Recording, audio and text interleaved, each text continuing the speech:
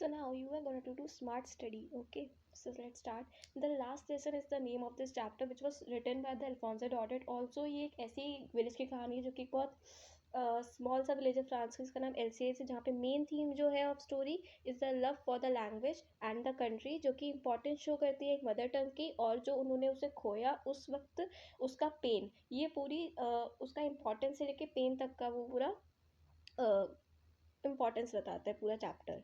ठीक है, फिर उसके बाद आता है पैराग्राफ 1 इज दिस, कि जो नरेटर है ना वो ये आके बताता है गांव वालों को सबको कि एक बैड न्यूज़ आई है कि जो प्रशियन सोल्जर्स हैं वो लोग आके ये बताते हैं कि आज से ये ऑर्डर है कि फ्रांस में अभी कोई भी फ्रेंच लैंग्वेज नहीं पढ़ाया, किसी को भी फ्रेंच लैंग्वेज नहीं पढ़ाई जाएगी in the schools of else's. Else's एक विलेज था वहाँ के। तो ये एक बहुत ज़्यादा बहुत बड़ी एक शॉकिंग न्यूज़ थी वो पूरे विलेजर्स के लिए, है ना। ये पूरा उसमें था। एक वहाँ पे बुलेटिन बोर्ड भी होता था जहाँ पे वो सारी चीज़ें लिखी जाती थी। तो फ्रांस ने भी उसे एक बार रीड किया था। वो भागते भागते स्कूल जाता तो उसको भी किसी ने एक टॉन्ट किया था कि तुम्हें जाने की अब इतनी जल्दी नहीं करने की ज़रूरत है, क्योंकि अब से तो वो चीज़ें पढ़ाई नहीं जाएंगी।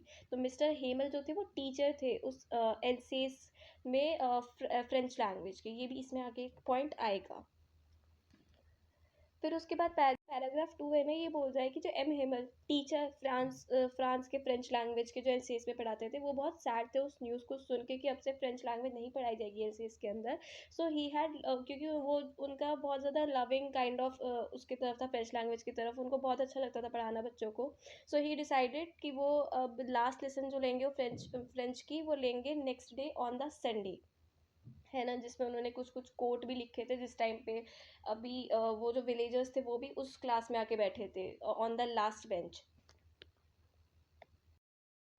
सो जो पैराग्राफ 3 है इसमें बेसिकली बोल रहे हैं कि ऑन संडे मॉर्निंग जो स्कूल की बिल्डिंग थी वो बिल्कुल अलग दिख रही थी, जहाँ पे विलेजर्स जो थे वो भी कभी नहीं आते थे, लेकिन वो उस दिन आए, जो कि मैंने बोला वो लास्ट बेंच पे बैठते थे। उनको देखकर जो फ्रांस लेट हुआ था वो भी और ज़्यादा शॉक हो गया था कि ऐसा क्या है जो विलेजर्स भी वहाँ के बैठ गए हैं। फिर उसके बाद it was as if everyone felt कि उस दिन कुछ तो इम्पोर्टेंट था, तभी वहाँ पे सारे विलेजर्स भी आए, सारे जितने भी ओल्डीज थे वो भी आकर बैठे थे। पैराग्राफ 4 ये कहता है कि फ्रांस जो था, जो नरेटर है बेसिकली, वो जो है वो बहुत लेट हो रहा था स्कूल के लिए, एज उसको पहले से ही लेट था, लेकिन उसको फील्ड्स में भी जाना था। बट जब वो वहाँ पहुँच गया स्कूल में तो उसने वो सोच रहा था कि वो लेट है लेकिन कोई नहीं, वो धीरे से पहुँच जाएगा क्लास के अंदर, क्योंकि उस क्लास में बहुत ज़्यादा वैसी होती थी कि मतलब नॉइस होती थी, तो वो कहीं पे जाके धीरे से बैठ जाएगा। लेकिन उस वक्त जब वो पहुँचा तो सब कुछ डिफरेंट था। एम हेमल जो थे वो अलग से अटायर में थे, उनका अटायर अलग था, सारे बच्चे शांति से बैठे थे। एम हेमल कुछ भी नहीं कर रहे थे, ना कोई चहल पहल नहीं थी, तो वो और डर गया कि वो अंदर कैसे जाएगा, कि उसको डांट पड़ेगी। लेकिन ऐसा कुछ नहीं हुआ, एम हेमल ने उसे नहीं डांटा, क्योंकि वहाँ पे कुछ अलग ही सिनेरियो था उस वक्त। एज यहाँ पे लिखा भी हुआ है कि वो surprise to see so many people in the classrooms, मतलब कि वो बहुत ज़्यादा सरप्राइज हो गया था कि इतने सारे लोग क्लासरूम में, कैसे गांव वाले भी क्लासरूम में आ चुके हैं, सब कुछ शांति है, कैसे हो रहा है। तो M Hamel was wearing his, जो उसका उनका टायर था वो क्या था कि उन्होंने अपनी एक वाइल्ड फ्रिल्ड शर्ट पहन रखी थी, हैट लगा रखी थी, ग्रीन कोट पहन रखा था। He look very serious and sad. लेकिन ऑल्सो एक यहाँ पे पॉइंट है कि वो ऐसा अटायर सिर्फ और सिर्फ तभी पहनते थे जब कुछ बहुत बड़ा ओकेजन होता था, कोई सेरेमनी होती थी या कोई क्लास में प्राइज वाला कुछ हो गया, कोई फंक्शन है, ऐसा कुछ था तभी वो पहनते थे। लेकिन उन्होंने वो आज ऐसे ही पहना था, तो वो थोड़ा सरप्राइजिंग था फ्रांस के लिए, है ना। उनका जो अटायर क्या था, एक हैट, एक frilled shirt, white frilled shirt और एक ग्रीन कोट। ये एनसीईआरटी की लाइंस में भी है। Now he was surprise to see so many people in the classroom, वाली लाइन चली गई। अब उसके बाद आता है पैराग्राफ 6। इसमें है कि जब लेसन स्टार्ट हुआ तो एम एम एल ने ये बताया कि कैसे फ्रेंच लैंग्वेज के कितना इंपॉर्टेंट है हमारे लिए। जो उन्होंने, खैर बच्चों ने उस वक्त बहुत लाइटली लिया, नहीं सीखी, लेकिन आज नहीं, आज वो नहीं पढ़ पाएंगे, वो कितनी वैल्यूएबल है ना, उनको सीखनी चाहिए थी। He told the children to, कितनी वो ज़रूरी थी, लेकिन उन्होंने नहीं सीखी। अब तो वो सीख भी नहीं सकते उस लैंग्वेज में, क्योंकि पढ़ाई नहीं जाएगी, है ना। तो ये चीज़ें जो थी वो बताई गई उसमें। In the paragraph 7 he explained grammar with the so much love and patience. उन्होंने ग्रामर को सिखाया बहुत पेशेंस के साथ और लव और के साथ। He wrote the rules on the board and explain them clearly. वो हमेशा जैसे पढ़ाते वैसे नहीं पढ़ाया जल्दीबाजी में, एकदम आराम से पढ़ाया, क्लियरली पढ़ाया, बोर्ड पे सारे रूल्स सीखे।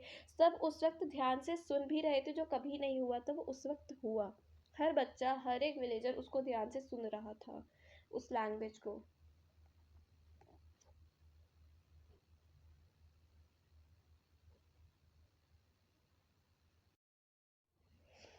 पैराग्राफ 8 ये कहता है कि he told the student that this was their last lesson of French, मतलब कि उन्होंने बताया स्टूडेंट्स को कि ये उनका लास्ट लेसन है फ्रेंच का, उसके बाद वो नहीं पढ़ाएंगे। And he said they might forget everything but they should never forget there mother tongue. इसका मतलब है कि उन्हें सब कुछ, वो सब कुछ भूल सकते हैं लेकिन उन्हें कभी अपनी मदर टंग नहीं भूलनी चाहिए जो उनकी है, ये चीज़।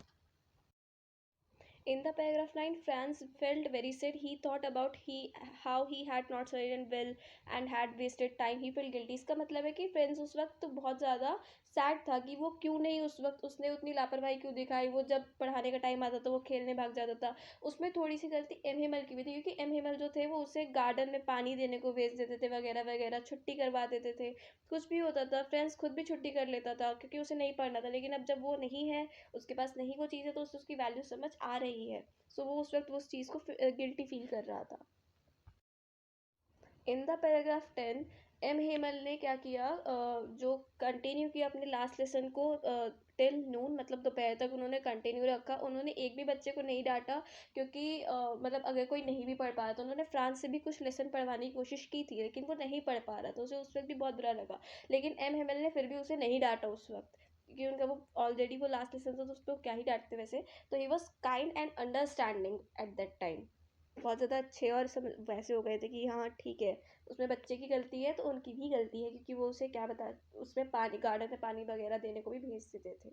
वो खुद भी कभी कभी छुट्टी करवा देते थे उसकी, ऐसा था।